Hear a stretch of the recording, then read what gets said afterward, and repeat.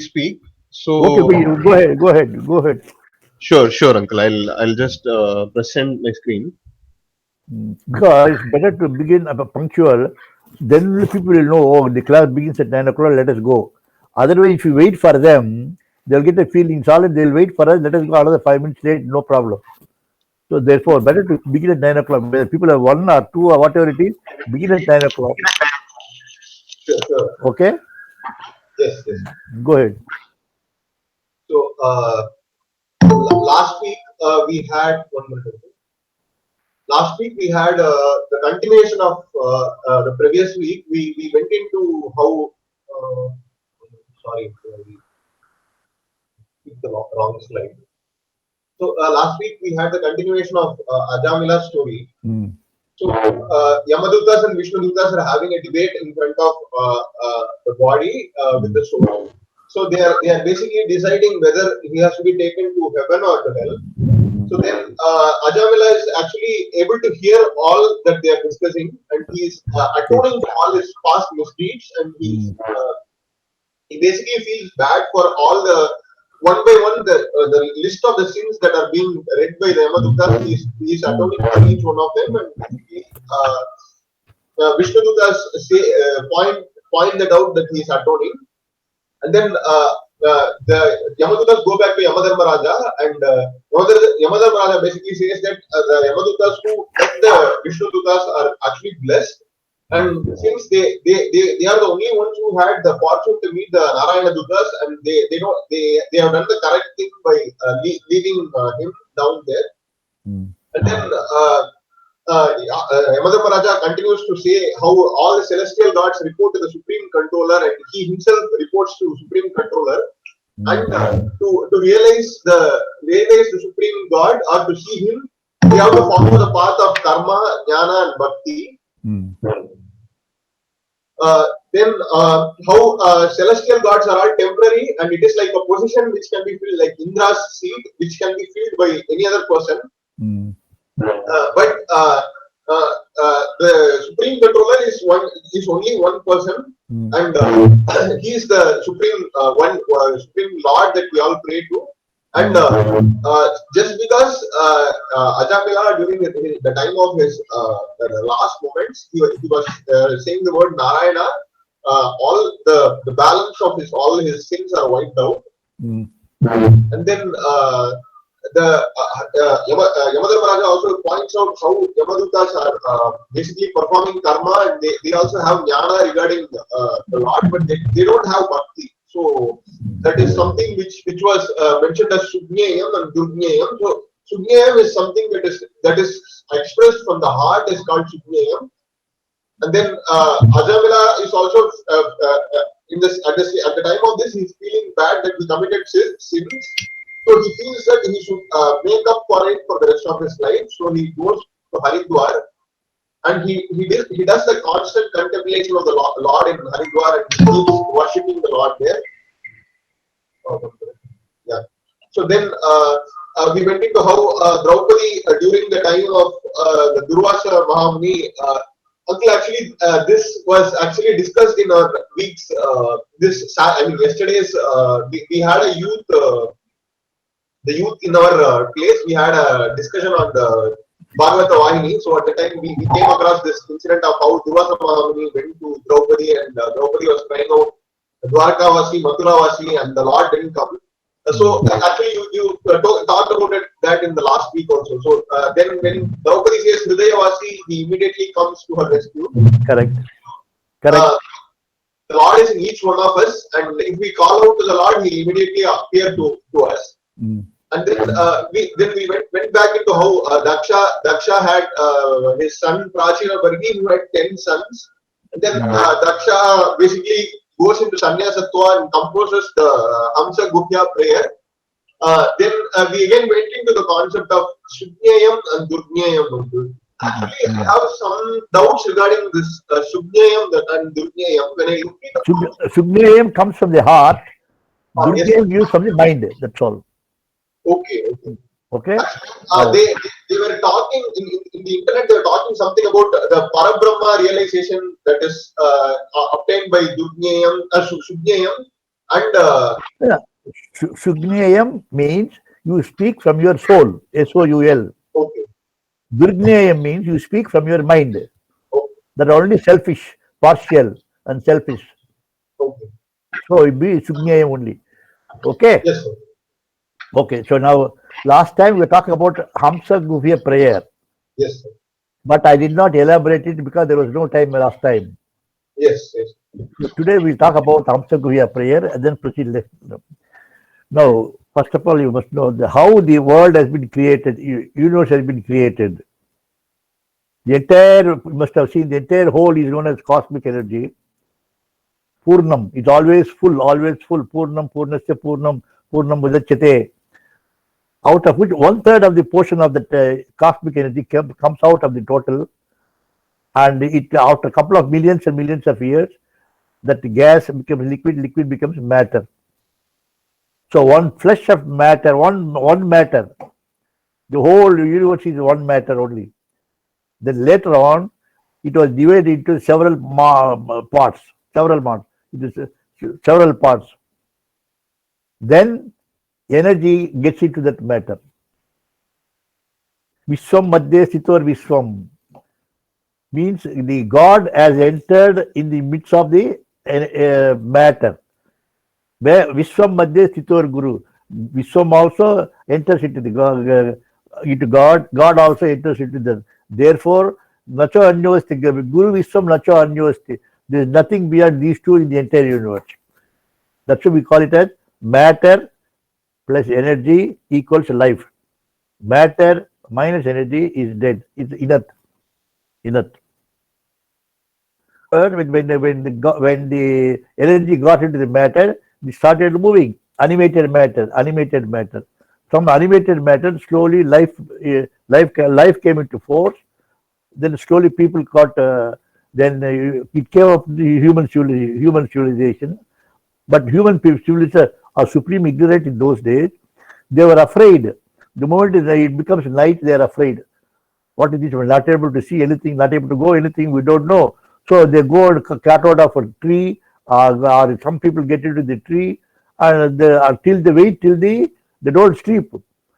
Till they wait till the sun rises. When the sun rises, then they are very happy. So they are wondering why this day and why this night. So they started thinking probably this is nature. Nature is like this. Because we can't avoid there are some floods, there is a heat, there's some cold wave, the heat wave, so many things are coming.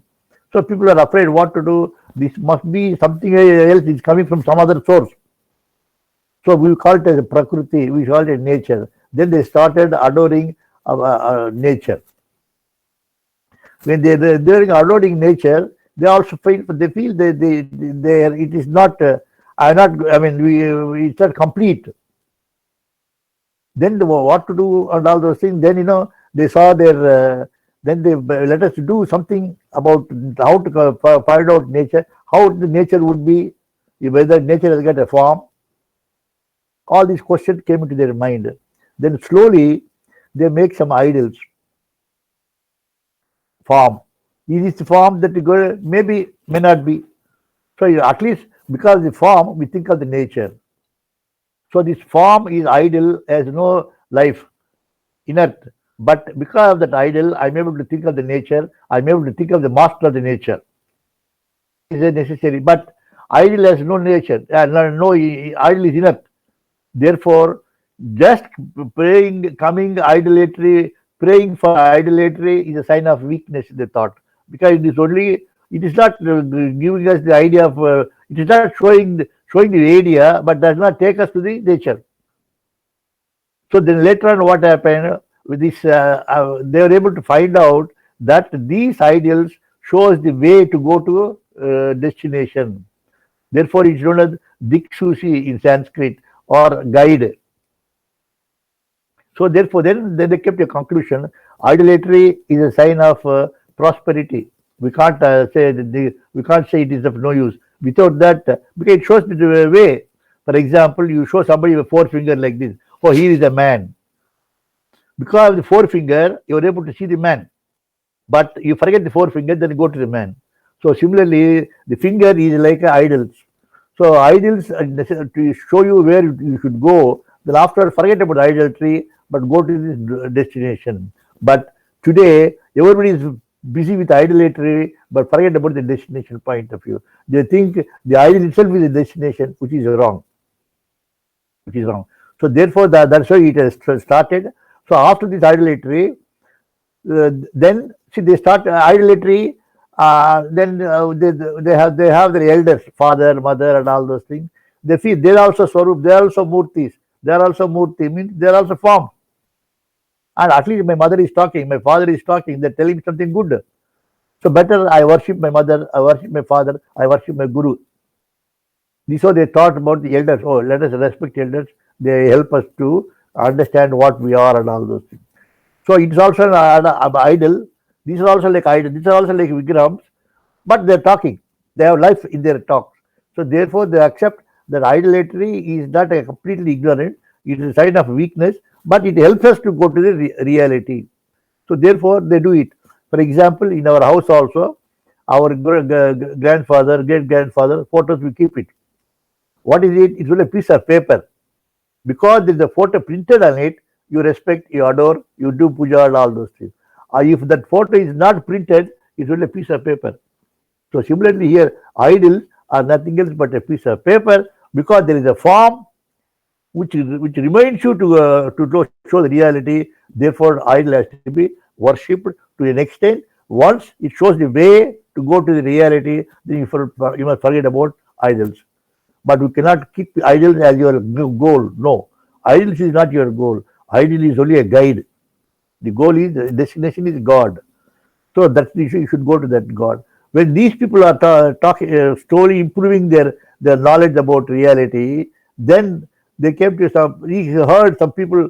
Some people talk about God in so many ways. So reality, so many ways. Then there is vadanti tattvavidas yad gnanam advayam brahmeti paramatmeti brahmeti brahmeti paramatmeti bhagavan iti sabdate. That is, some people call that destination, that is the origin, as Brahma, as somebody calls Paramatma, somebody calls Bhagavan. So these people, these are all, then they came to a conclusion, these are only their own views. Somebody calls Bhagavan, somebody calls Paramatma, somebody calls Brahman. These are their own views. So which is correct? Which is correct? So therefore, they are only trying to find out all those things.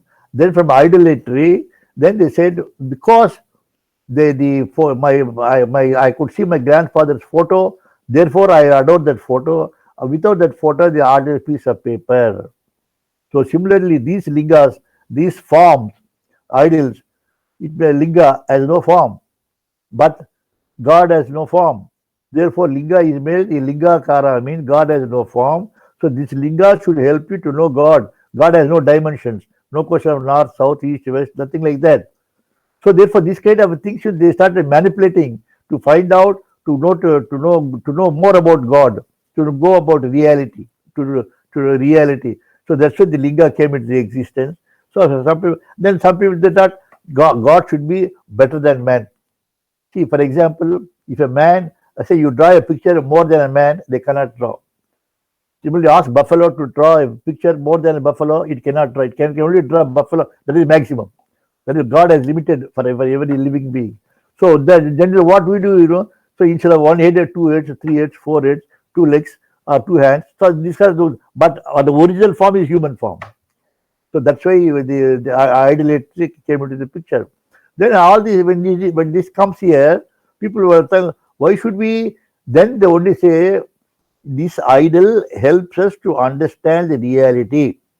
So therefore, idol is necessary to begin with, but it is not to end with. It's only beginner. So beginner, you must go to this thing. That's why you must have see how it is applies to karma, karma yoga, jnana yoga, bhakti yoga. How does it apply to us? Now this karma yoga is idols, idolatry. You keep on doing without knowing anything. You keep on chanting mantra, do all those things. Then after some time, you would go into detail of what is this mantra, what does it stands for.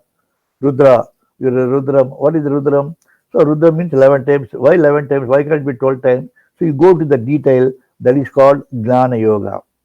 So 11 times means Panchendriyas, Panchganendriyas, Panchkandendriyas plus mind. Jnanendriyas 5, Karmendriyas 5, and mind 1. These 11 is always become dirty, contamination from the world. Therefore, you want to cleanse every time of these 11. That's why it's called Rudram. Oh, you understand. That is called Gnana Yoga. Without understanding you are doing it, it is Karma Yoga. So Gnana Yoga, you are able to understand the reality of it, that is called Gnana Yoga. Then afterward, you are able to enjoy the blissfulness of that, that is called Bhakti Yoga. Now, for example, another student, a student is studying in a college, in a school, a student, a 5-year-old boy, he comes, Mummy, I'm hungry. He does not know whether Mummy has got food or provisions are there, whether she is sick, she is well, he does not know, he wants it. That is Karma Yoga. As an 18-year-old boy, when he is going to the market, he asks Mommy, I'm going to the market, you want anything to buy?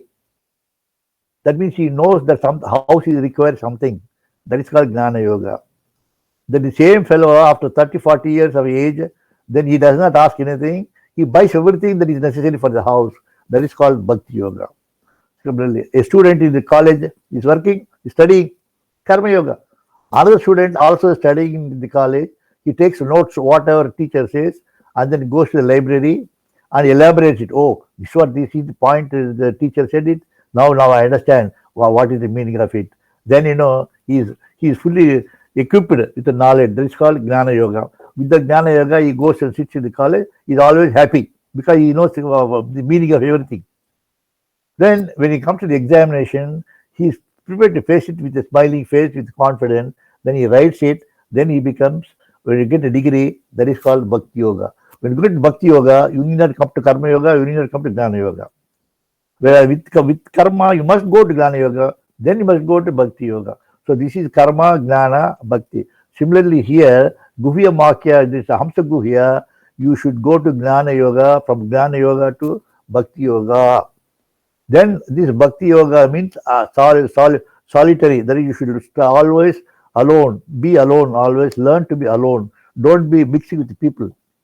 Everybody, don't believe everybody. Everybody you think they're all human beings, but we don't know what they are inside, what they're made up of. Whether they're using their mind or they're using their soul but to talk. If those who are using their soul, Atma, to talk, be with them. Those who are using their mind, don't be with them, because we don't know when you are going to be toppled down. So therefore, better you may not have time to understand who is, what is. You came alone, be alone, and go back alone. So be alone means what to do. So first of all, Guhya means silence, means invisible. So you sit. Now you understand the Karma, Jnana, and Bhakti Yoga. So from Bhakti Yoga, you must continue to be in Bhakti Yoga. There is no question of once and understanding, afterwards forgetting. That is the reason why you must have seen Rishabhadeva, Jadabharata, they did not go to heaven. They only here, they suffered. Their body has been suffered because they did not go to Bhakti Yoga. They are only up to Jnana Yoga. So that is the reason why, whereas Ajamila went to Bhakti Yoga with all the sins, and he uses the word called Narayana with the heart, not from the mind. Narayana, I can't live without you. So the words came from that reason Narayana came. That is the story of it. So whatever it means Bhakti means every word that you utter comes from your soul, from your Atma Jnanam. That is Bhakti Yoga. So Guhya, Hamsa, Guhya. Hamsa means pure. You discriminate in your mind all the contaminations, throw them out. Sarvopar Vinirmuktam. That means everything that you have, please get out, take them out. Tat Paratvena Nirmalam. Keep your heart clean. Keep your mind clean. Ushikesa Ushikena Sevanam Bhakti Ruchate. That means that kind of a devotion is pure and it gives you good result. So therefore, Hamsa means purity, power of discrimination to the highest order. So this Hamsa becomes the vehicle of Saraswati. What is Saraswati? Saraswati is the knowledge, one who possesses the knowledge of Atma. So from there, the source comes. From the Atma knowledge, the knowledge comes to understand what the reality is. So Guhya, Hamsa, Guhya, prayer. So you first of all, Guhya silent, you sit down. Atma, he cannot talk to you, you cannot see Atma, you cannot talk to Atma. You may talk to Atma, Atma may not talk to you. So therefore you have to realize the experience with in your presence. For example, a pregnant lady, the child is there. She could feel it, child that is there in her, but she cannot see the child. So similarly here, God is in you. You have to experience God, but seeing God is different because God has no form. He can appear according to your wishes of your ideas. So therefore, this Hamsa Swan Guhya silent, sit down calmly, quietly in a place. Once you come to the stage of Karma Yoga, Gnana Yoga, Bhakti Yoga, after Bhakti Yoga, you have to continue with your Bhakti Yoga every day. Sit down for about a couple of minutes silently. Close your eyes, don't smell, don't talk, close your lips, don't listen anything, don't touch anything, then close, then you are chanting, suppose you are taking some Om Bhur Bhuva Swaha. That Om Bhur Bhuva Swaha, you are talking by your mouth, vibrations come out. It goes to the air. It may purify the air. That's a different matter. But without moving your lips, the same thing you utter in your soul, then the vibrations of that goes inside the soul. That is Hamsa Guhya prayer. Talk to yourself, to God. It's in yourself. God is in yourself. You talk to yourself, not outside. So everybody should. Then only Guhya Daksha started that everybody should talk to God by himself because God is there in everybody. This is known as Hamsa Guhya prayer. Now I think the next comes in. Then these people, this Hamsa, then okay. Then when you go to the stage of Guhya Hamsa Guhya prayer, then you don't require anything else in this world. That's what the people say in those days. Na dhanam, na janam, na sundari kavitam. Va jagadisa kamaye, janma janma nishwari, bhavitad bhaktir ahayatiki tvai. Means, once I understood you, once I experienced you in my heart, my Lord, dhanam, I don't want money. Na janam, I don't want to be a leader. Sundari kavitam, I don't want a wife. I don't have married and live in a married life. Was jagadisa kamaye, but I have one desire. Janma janma nishwari. Every time that you are telling me to the world, I must be with you as a servant throughout. This is one way of Bhakti Yoga, one way of Guhya, Hamsa Guhya prayer. This is what each one has got his own way of experiencing God within yourself. That is called Hamsa Guhya prayer. So this prayer, this you should continue. When you are continuing this, then slowly what happened? This is what I said. The Guru has to be respected. Now this chapter, Hamsa Guhya prayer, okay with this. Now next comes all celestial gods. Indra is one of the celestial gods. So once in a week or once periodically must go to Lord Narayana, take instructions from him, offer his obeisance unto his lotus feet, and then come back. Once he went there, Lord Narayana has blessed him, and he came back with all the power, and he was puffed up and seated in your throne, and he wanted the celestial people to dance, celestial girls to dance. When they are dancing, so at that time he is Guru Bruhaspati. Bruhaspati is not it's only title like chief minister. Bruha means God in you. He is the one who teaches about the Pati, master of the Pati. God, Bruha is the soul, Atma, Pati. Pati of Atma, master of Atma is God. That is Bruhaspati. So Bruhaspati came generally, Indra used to stop the musical program or dance program. He comes down from the throne, receives Guru and makes him sit. Then he goes and sits at the throne. Then the program continues. That is usual do. This time what happened? He did not, he was so immersed with the puffed up with Narayana and also the celestial gods and the celestial girls that are dancing. He did not care to see Bruhaspati. Bruhaspati came there by himself, sat. Nobody noticed him. Everybody is watching the dance. celestial girls. Then he thought, this is not for me. I can't stay here. I came here to teach, not to be taught. I can't see all these things. He goes away. When he goes away, after some time, this man realizes, "Ore Babre, priest has gone. Without Guru, how can I continue?" Then he wanted to search where the Guru is. He did not appear, did not want to appear. He went away once for all. He searched and he searched. No, that's something like it is something like a class without a teacher. Then what happened? The students are incorrigible. They become fight among themselves because there is no teacher. So what happened? In the same way, these devas, according to stories, devas and the demonical Rakshasa, they're supposed to fight. With the reason devas are losing, Rakshasa are fighting more, winning more. What does it indicate? If you do not have God in your heart, then if your heart is without God, then you got bad things, good things in your heart. The good things are known as devas, bad things are known as Rakshasa. There is a confusion. There is a clash in your mind itself. With this result, what happened? You go towards selfishness. That means the demons are supposed to have taken over. This is I'm telling you the spiritual behind it. The story is something like this. Demons and where are the demons? There is no demons. Where are celestial gods? There is no demon. The celestial God. Take the significance of it. Celestial gods, your own good thoughts.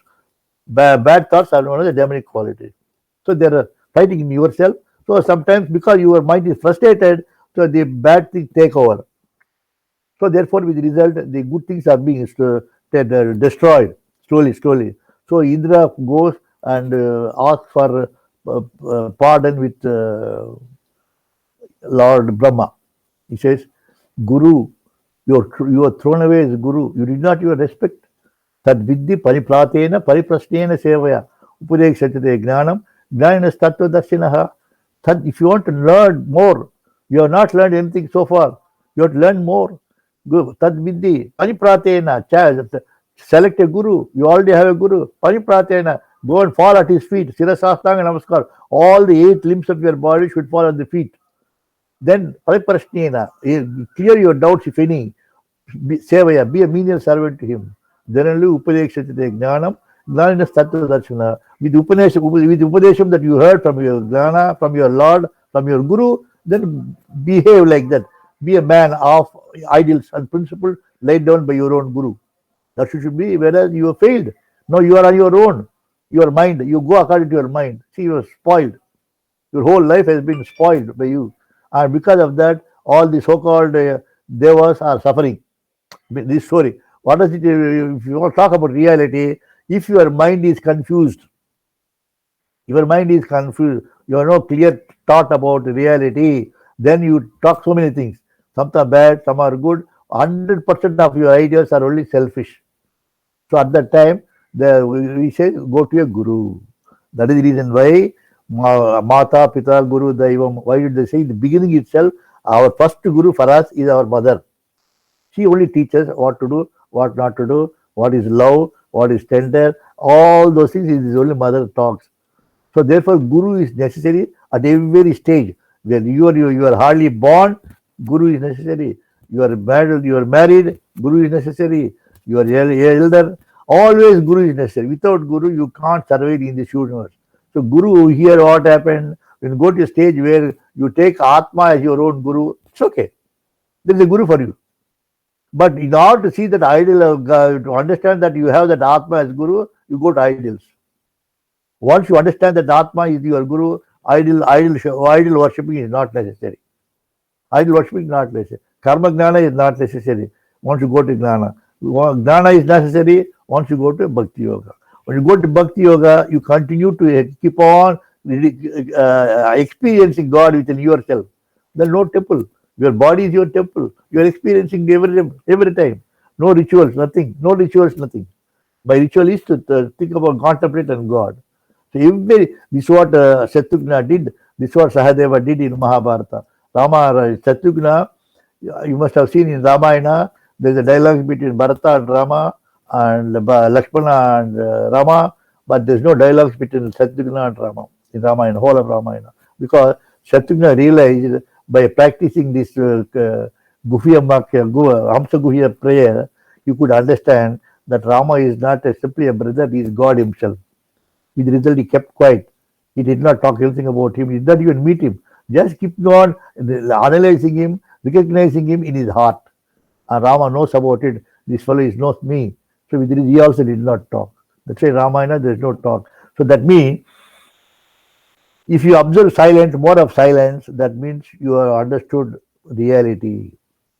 That's why Swami says Shanti, Shanti, Shanti. Why we say Shanti? Slowly, slowly, peace, peace, peace, peace. What do you mean by peace? Don't get agitated. Don't get agitated. The moment you get agitated, you lose your temper, you lose your balance of mind. Imbalance of mind, imbalance of mind, if you take any decision, that decision will go wrong, with the result you have to face it. That's why we say Durneyam, Sugneyam. Yes, last class I said. Durneyam means you take decision from your mind. Sugneyam, they take decision from the heart. That's why every time you should have, you have two, mind and the heart. You both have. You can't avoid. That's why in Ramayana, if you see the spiritualized Ramayana, what is that spiritualized Ramayana? Dasaratha. Dasaratha is the king. No, what is spiritual mind? Dasa means 10. 5 Jnanendriyas, 5 Karmendriyas. Ratha is a vehicle. So body is a vehicle, consists of 10. That is Dasaratha. And Dasaratha got 3 wives, Kaikeyi, Sumitra, and Kausalya. There are 3 means Rajogunam, Tamagunam, Satyagunam. 3 gunas are there with this body. With his body, there are four sons came into existence. Satya, Dharma, Shanti, Prema. These 4. Now, if you want to follow the Dharma, you want to achieve Dharma. Dharma means economy. You want to increase your duty to Dharma, you must follow Satya. Therefore, Dharma is always attached to Satya. Kama means desire. Desire means this time is moksha. The Satya, Dharma, Shanti, Prema. So if you want to have that prema, you must achieve this, be shanti, then only you have that love. Love means you get jnana. So therefore, you require Satya Dharma, Shanti, Prema. Now these 4 Satya Dharma went to the forest. And in this forest, there are 13 bad elements are there. What are the 13 bad elements in this world? 13 on earth, 10 Ravanas, 10 heads of Ravana, Kumbhakarna 11. Then Kabandaka 12, and then Indrajit 13. These 13 have to be removed. Then only there is peace in the family. There is peace at home. Peace in yourself. These 13 devils are you in your mind. That has to be given. So Satya Dharma alone, we cannot. Therefore, he took one Sugnanam, one Vignanam. Sugnanam, divine knowledge. Vignanam, material knowledge. Sugnanam, Hanuman. Vignanam, Sugriva. With the help of Sugriva and Hanuman, Rama and Lakshmana are able to throw away all these 30. This is the Katha story of Ramayana. So the same Ramayana appears to you in our life also. You should have Sugnanam and Vignanam. Yes, Sugnanam is divine knowledge. Material knowledge, you use it whenever necessary. But Sugnanam is number superior than Vignanam. So therefore, this is what it is. Sugnanam means that only because of the Guru you get the Sugnanam. But if you think of yourself, then you go to Vignana, material knowledge, then you get spoiled. So then he said, this is what happened to you. So you spoiled your name. Being an Indra, you are unfit to be Indra. You are supposed to follow celestial God. You are a celestial God. Follow the nature of supreme controller, a priest. Even Lord Narayana gets up. When Rishis came there, he gets up. And you are not able to get up because you are puffed up. So what to do? How to go? Then you think you must have a guru. You must have a guru. Where to go, my guru? Then all right. I'll recommend one. There is one guru called a youngster, Vishwarupa. Vishwarupa, his father is the Twasta Mahamuni. He is from the Vedic culture, Brahminic culture. His wife is not from the Brahminic culture. Her name is Rochana. She is not, but this fellow born Vishwarupa, you go to him. He has got knowledge. Vishwarupa means the entire form, the entire Vishwam he knows. He knows in the form he can teach you better. Please go there, he said. So go to Vishwarupa. Vishwarupa is very youngster. Said Indra, he started Namaskaram to Indra. No, I must do Namaskaram. Why? because you are my guru. I am accepting you as my guru. What is this? I am only youngster. I am only a middle-aged teenager boy. Or no, no, no. Young, it's not the question of young that matters. You know, in Janaka Maharaja, I think I told you before. In Janaka, he was a spiritual guru, spiritual king. He used to have once in 5 years a spiritual conference. He used to talk all the rishis and please tell us what we should do for the welfare of the people. So he sent an invitation to all the gurus and seats are reserved in the hall. The row A, seat number 21, something like that, reserved. Everybody come with invitation, occupy their seats. 9:30, ready. 10 o'clock, the sabha starts. So king started addressing. 10 minutes later, Markandeya Muni comes with that invitation. Which immediately Janaka Maharaja stops his deliberation. He got up and offered his salutation to Markandeya Muni. Markandeya Muni did not offer. So when the moment he entered the hall, all the rishis got up and offered salutation to him. He said he did not offer. So they showed that you are seated in the front, first row, middle seat. So this is the seat yours. Then he saw in the back, in the last row, there was a boy, 8-year-old boy sat there. So he went there, touched his feet, squat at the floor, not at the chair.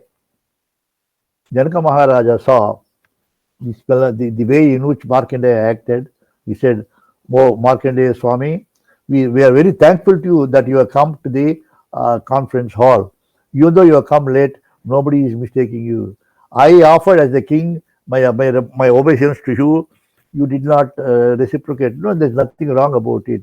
And when you got into the hall, when all the sages got it, offered their salutation to you, you did not reciprocate. Nobody mistook you. Then when the seat was given in the front row, middle seat, why did you go and sit at the back? That too, touching the feet of an 8-year-old boy and sat at the floor. Then he says, "Oh Raja, if you want me to make a namaskar according to the age, I must do all our people are elderly at home, you must have seen. They do first of all crow. Our ladies, you must have seen, our grandmother, they take the food out, give it to the crow first. Call the cow, we gave the crow, because crow is supposed to be elder, because nobody knows the age of crow, because all look like. I mean, man, we can say age according to the hair, white hair, no bald head, all those things, we know the age, but crow has nobody is able to age. So that's why it's supposed to be good. And second namaskar, I must do outside. Trees are there, 400-year-old, 300-year-old. So I'm not seeing according to the age. In this earth, in this birth, previous to this, in the three births, who is the person who spent maximum time in contemplation of God? And according to this calculation, in the whole of us, in the assembly, this boy stood first. Therefore, I touched his feet and sat there. So, what does it indicate? Age is not the criterion. Your devotion, your capacity, your gnana, your experience of God is more important than the so-called age. So, Visurupa, you are very experienced man. Brahma himself addresses you, means that that means he gives a green certificate that you are nothing else but real guru. So then he says, what is the matter? All right, because Brahma said he told accept, okay. What is the matter? See, this is what happened, See, you should not. The so-called pomp and glory and pleasure is only temporary. It cannot be permanent. Whatever the pomp you have, whatever the money you have, whatever the position you have, is only temporary. You must have that. See, that's why Guru, he teaches you, Bruha, Spati, Bruha, Atma, Pati, the Lord of the Pati is God himself. So Bruhaspati himself is God himself. When God himself is there in you, you did not care for him, so you suffered. All your people are, all your celestial gods are suffering because the demons are taking over. So what to do? All right, I'll coming on one thing. You must follow whatever I say. I said, okay. So what are you going to do? You come, see, first of all, you must know Om Namo Bhagavate Vasudevaya. Chant. This is 12 syllables is there in this Om Namo Bhagavate Vasudevaya. Then Om Namo Narayanaya, 8 is there. Then afterwards, Om Vishnuve Namaha, this is 5 is there. These things you keep on chanting, chanting and chanting. Then afterward you must chant reverse. Om Namo Narayanaya. I mean, start from Ya, Ra, Ya, like that, like it comes from reverse. So first is known as the Utpatti. When you chant from the 1 to 0, Utpatti, creation, energy is created. And when you're standing from 10 to 1, all your bad elements in you will be destroyed. So this is what you should do. And I studied this in 1984, 88. I was reading Bhagavatham in 88. I saw it is impossible to follow Om Namo Narayanaya. We can say that 100 times. We can't even say one time from reverse to back, reverse back. So I went to Swami. Swami, what is this, Swami? That what is his name? That Vishwarupa is supposed to have taught this to Indra. We can't do it. What is the use of following it, studying this Vishwarupa mantra?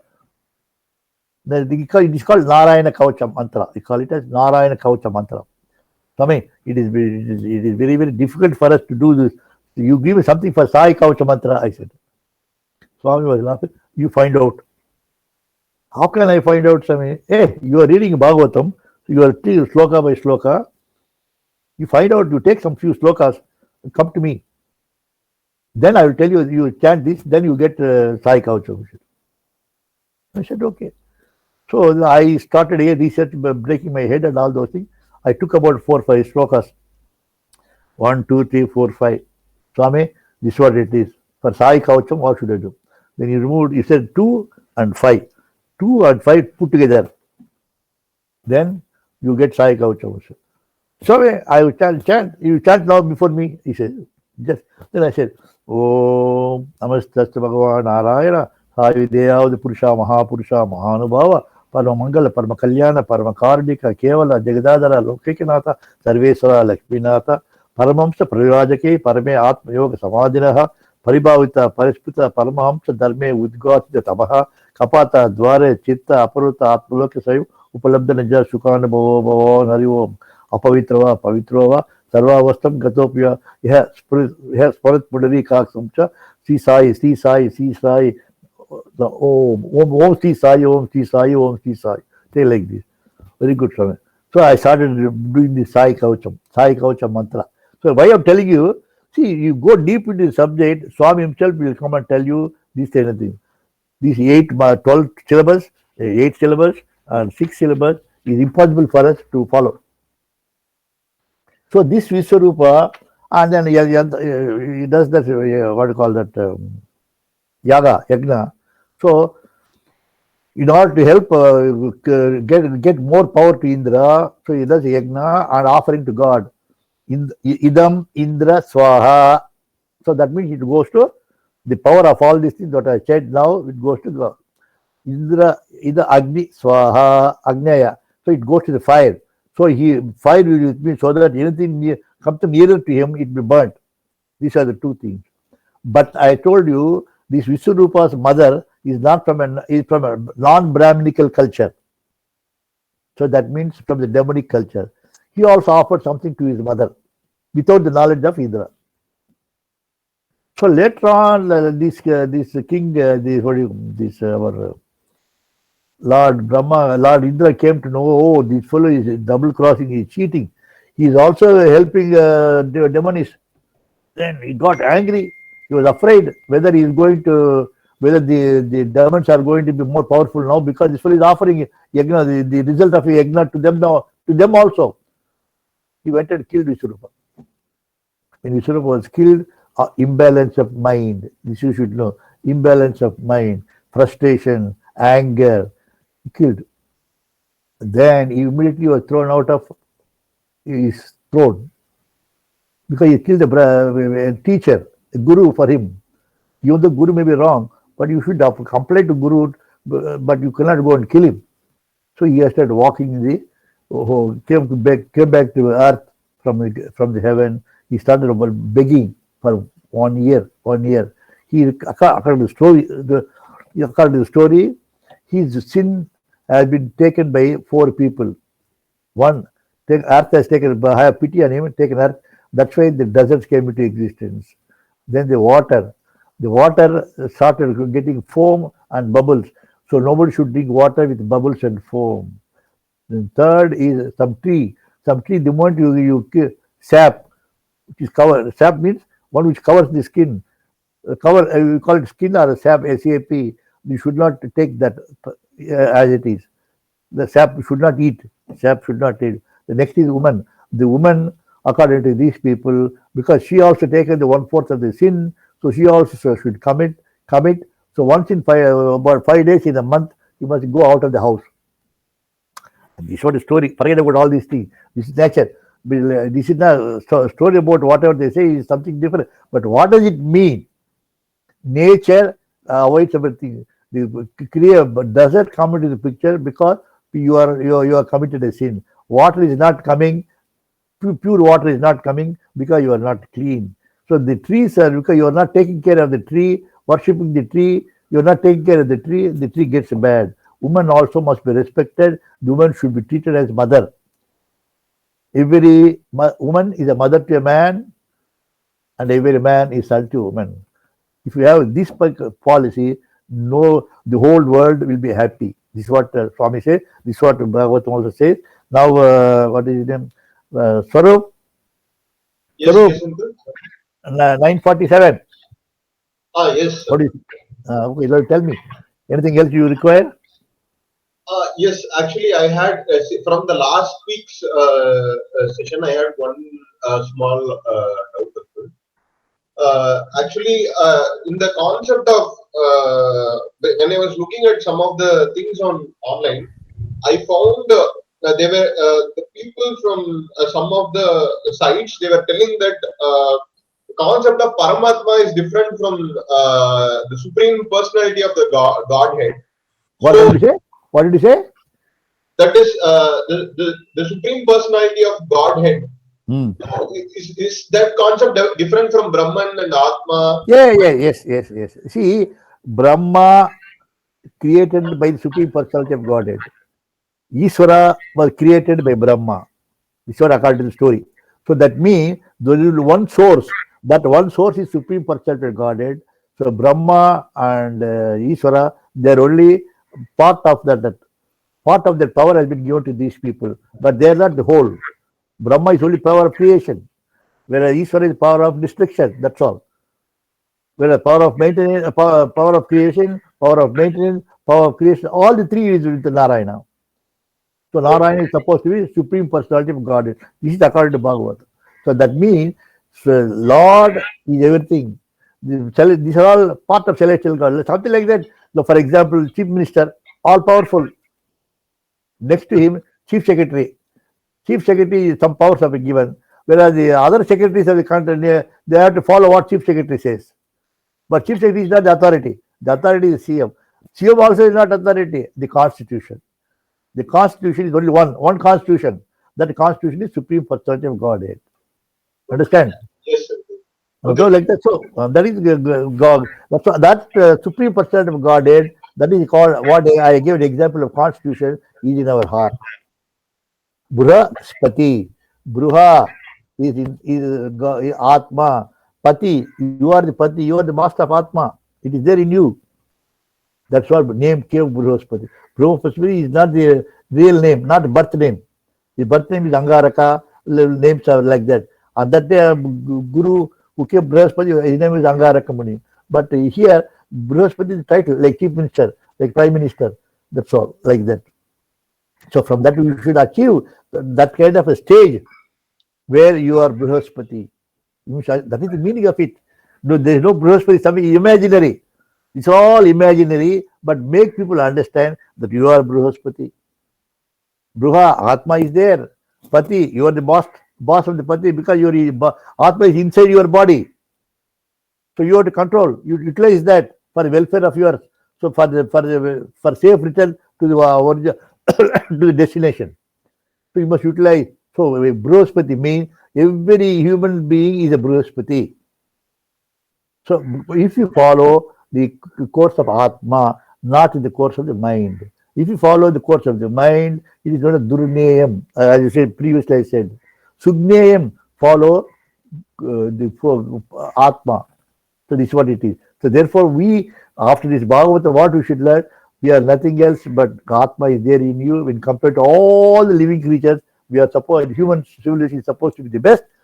So we should follow our Atma, Atma Gnanam. This is what Atma Gnanam, Karma Gnanam, Karma, Gnana, Bhakti. You must understand what I said.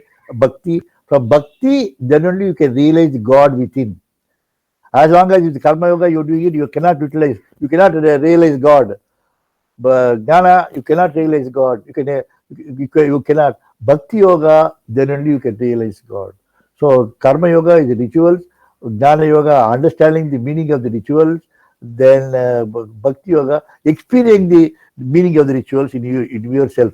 That is Bhakti Yoga. So therefore, now you know what you should do and why Swami has come to all these things, starting from Balavika's class.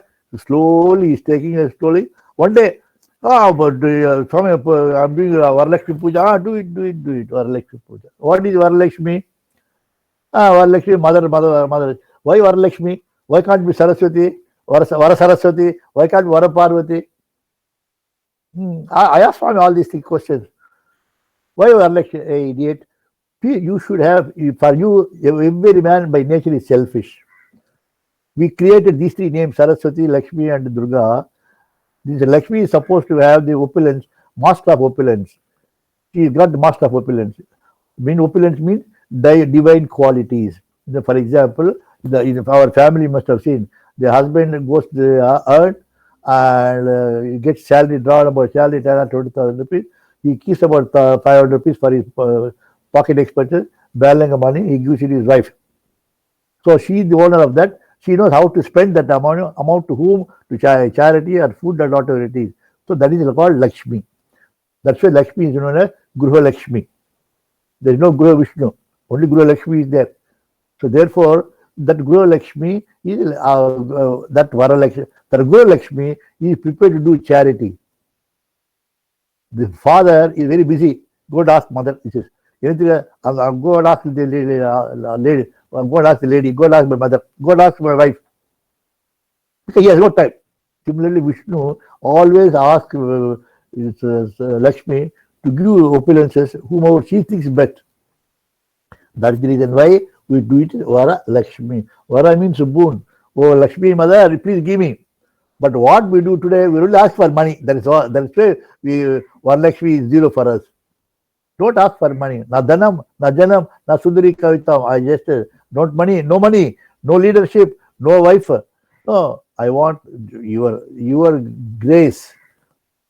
What do you mean by grace? What is the difference between blessings and grace?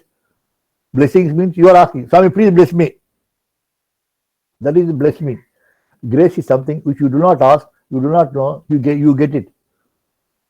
You get it. That is grace. Without your knowledge, you get it. That is grace. For example, I just give you an example. The examples are the father is lying down, aged, he did not. His wife, mother, is serving father.